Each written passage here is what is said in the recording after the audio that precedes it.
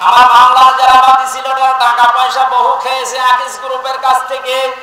গত পরশু দিন আকিসের মালিক আমারে বলছে, হুজুর আপনাকে আমরা চাকরি দিয়েছিলাম আমাদের মসজিদের খতিব হিসাবে, ওই শয়তানরা আপনাকে পেছে ফেলে আমাদের কাছে কয়েক কোটি টাকা 5 তারিখের আগ পর্যন্ত নিয়েছে। যদি 5 তারিখ না আসতো ওরা এমন টাকা নিত। আমার মামলার আয়োজক লোকটা মেজানুর রহমান একের হাটে বাড়ি, আমার মনে হয় ওরে পেলে পিটিয়ে মানুষ জনগণ মেরে ফেলবে। আর বাকিগুলোর নাম একবার বলেছিলাম ওই কুষ্টিয়ার এক মাহফিলে। তারা পরের দিন বলছে, হুজুর আর নাম বলেন না, কিছু হলে কিন্তু আমরা মারা পড়ে যাব। কেমন ভয় আছে জালেমরা দেখেন। তবে এই যে লোকটা 5 তারিখের আগের দিন 4 তারিখ রাত্রে টাকা নিয়েছে, এই মামলার আয়ুটা ওই এখন নাই থেমে গেছে। আমার মনে হয় 5 তারিখ বাংলাদেশে না আসলেও শয়তান এখনো টাকা নিত।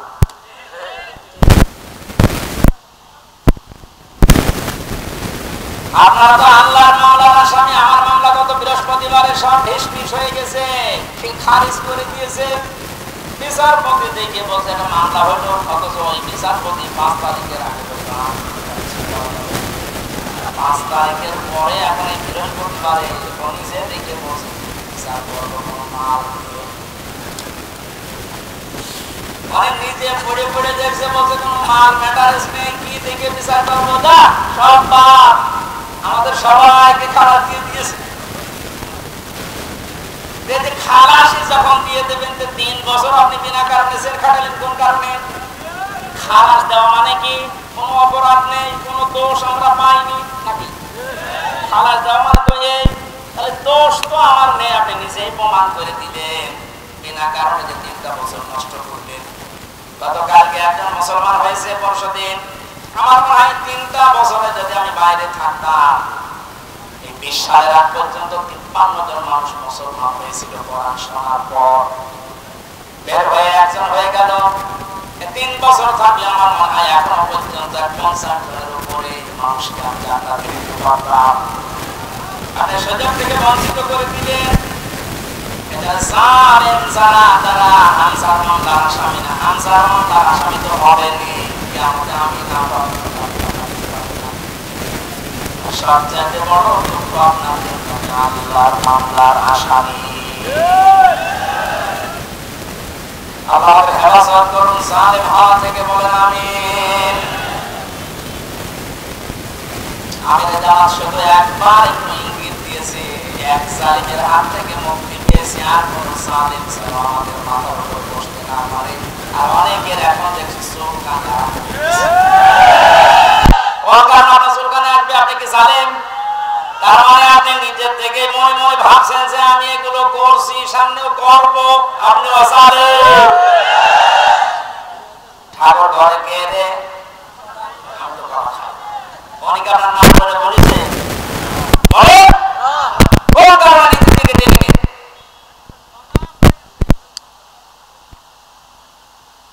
পাপ যদি পূর্ণ হয়ে যায় তখন কিন্তু আল্লাহ ছাড় দেয় না।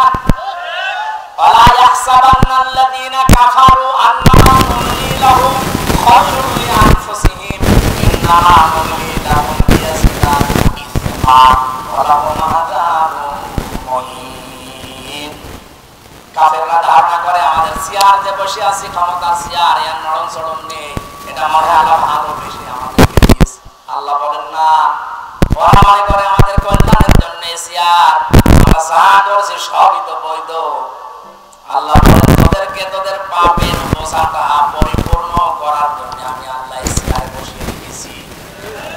ওরা সর্বশেষ পাপের বোঝা পরিপূর্ণ করেছে ইসলামী আন্দোলন, একামতে দিন, জামাত ইসলামকে নিষিদ্ধ করার মাধ্যমে। এটা না করলে পাপের বোঝা পরিপূর্ণ হচ্ছিল না। যেই শয়তানগুলোর পরামর্শ এটা করেছিল, শয়তান এখন সব ডিম খাচ্ছে, সব বড় ডিম খাচ্ছে, পচা ডিম।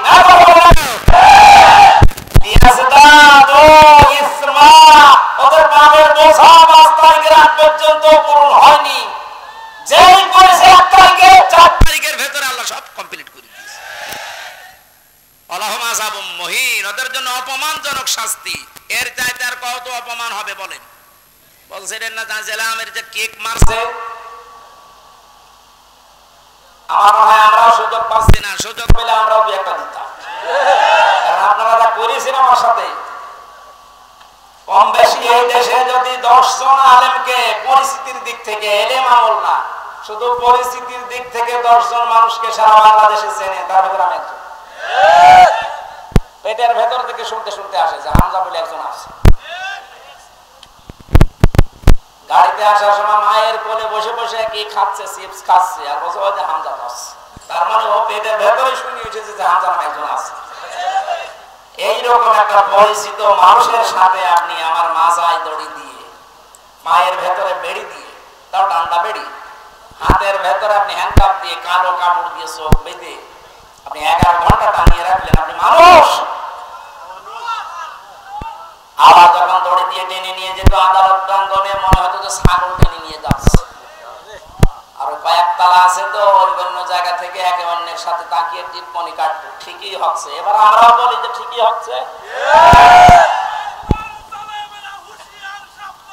আপনি সব বলেন, আপনি সব বলেন।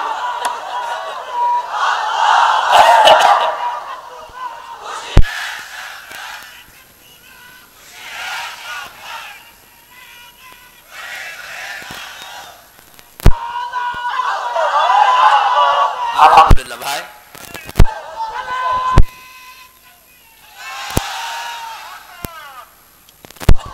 আমাদের মর্জি, আমাদের মাথার কাছের কথা মতো আপনাদেরকে আমরা মাফ করে দিলাম, কিন্তু আপনারা যা করেছেন, কোরআন হাদিস পড়ে যা বুঝছি, আল্লাহ আপনাদের মাফ করবে না, আল্লাহ নিজে আপনাদের বিরুদ্ধে মামলা দেবে। জালেম সারা এবং জালেম এখন যারা নতুন করে হচ্ছেন, আপনারা আল্লাহর মামলার কেসের আসামি। খুব গুরুত্বপূর্ণ বিষয়টা খেয়াল করে জীবন চালাবেন। যে মানুষগুলোর আত্মার মাগফিরাত এবং রূহের আহত মানুষদের সুস্থতার কামনায় তাফসীর মাহফিলের আয়োজনে, বিশাল আয়োজনে যারা আঞ্জাম দিয়েছে, যারাই খেদমত করেছে এত বড়, আল্লাহ প্রত্যেককে তাদের মনের কামনা বাসনা পূরণ করুন।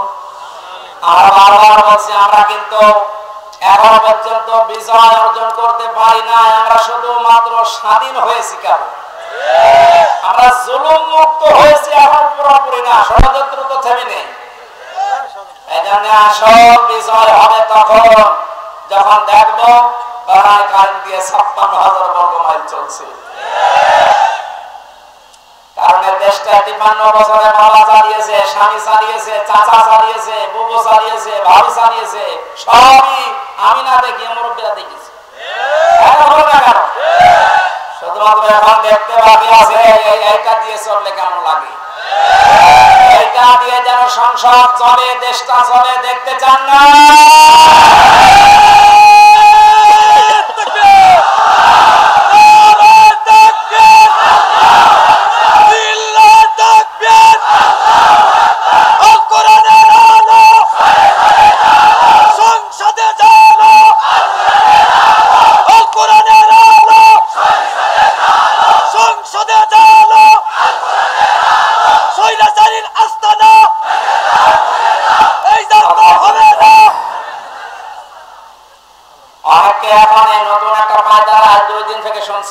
আরম্ভ করেছে যে ইসলাম যদি যায়, এরা ভুলভাল আপনাদেরকে বোঝাচ্ছে, যদি ইসলাম যায় মেয়েরা আপনারা কিন্তু আবার ঘরবন্দি হয়ে যাবে। এই জুজুর ভয় দেখিয়ে লাভ নেই, মেয়েরা এখন বুঝতেছে। আপনি স্ট্যাটাস গুলো পড়েন ফেসবুকে, অধিকাংশ মেয়েরা এখন বলতে চাচ্ছে ইসলাম আসলে আমরা মায়ের কোলে থাকবো। আমিরে জামাত ঘোষণা দিয়েছে যদি আল্লাহ আমাদেরকে কবুল করেন, মেয়েরা যে নিরাপত্তা পাবে, কিয়ামত পর্যন্ত এই দেশের মেয়েরা বলতে পারবে না যে আমার কোরআন বাদে অন্য কিছু আছে। আমরা দেখাতে চাই, দেখাবো ইনশাআল্লাহ। সূরা শূরা, শূরা মানে সংসদ, শূরা মানে কি?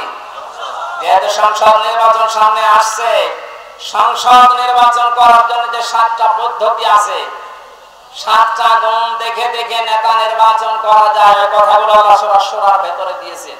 আমরা মাত্র একটা আয়াত পড়েছি, আয়াতের নাম্বার 7। কত? আমরা সব কিছু বাদ দিয়ে সরাসরি কোরআনের আয়াতে যাচ্ছি। আল্লাহ পাক বলেন কাযালিকা আওহাইনা ইলাইকা। জান্নাতি ঠিকানা ইসলামিক চ্যানেল, বেলকুচি, সিরাজগঞ্জ। আপনার প্রিয় বক্তার মহাগ্রন্থ আল কুরআনের আলোচনা শুনুন।